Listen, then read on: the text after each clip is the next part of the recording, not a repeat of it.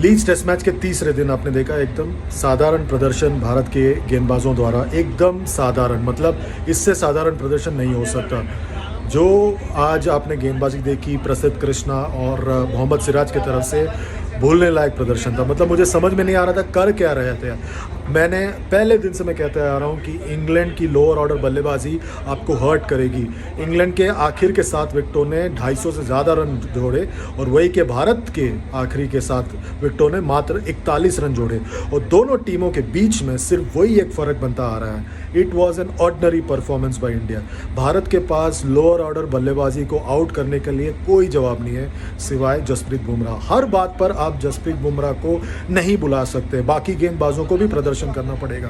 सिराज पता नहीं क्या गेंदबाजी कर रहे थे, उन्होंने शतक लगाया गेंदबाजी में अपनी लाचार लचर गेंदबाजी के द्वारा, और प्रसिद्ध कृष्णा ने भी बहुत ज़्यादा ऑर्डिनरी गेंदबाजी की और 6 ओवर डाले शार्दुल ठाकुर ने।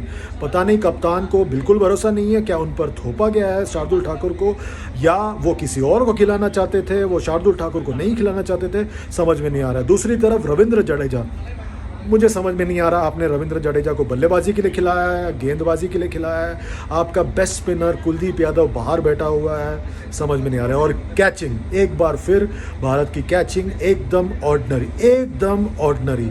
आप इस तरह से गेंदबाजी करोगे, इस तरह से कैचिंग करोगे तो there is no way you will be able to win any game of cricket in this series.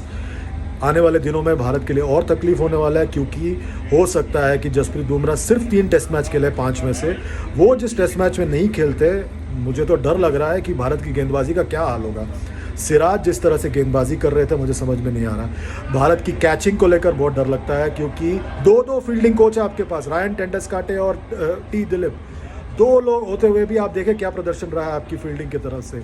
इस तरह से कोई कैचिंग करता है? Very ordinary performance by India's fielders. और मुझे लग रहा है कि कुछ हद तक शुभमन गिल भी बहुत ज़्यादा लॉस लग रहे थे, क्योंकि उनको समझ में नहीं आ रहा था किस तरह से मैं इस रन की गति को रोकूं। वो किस गति से बल्लेबाजी कर रहे थे। हैरी ब्रुक, ऑली पोप को आपने 1 चांस दिया, हैरी ब्रुक को आपने 3 चांस दिया, आपने बेन डकेट को 1 चांस दिया। आप इस तरह से करते रहोगे तो फिर आप तो इस सीरीज़ में हर इनिंग्स में आपको 11-11, 15 विकेट लेना पड़ेगा। इस तरह से तो आप कभी टेस्ट मैच नहीं जीत पाओगे।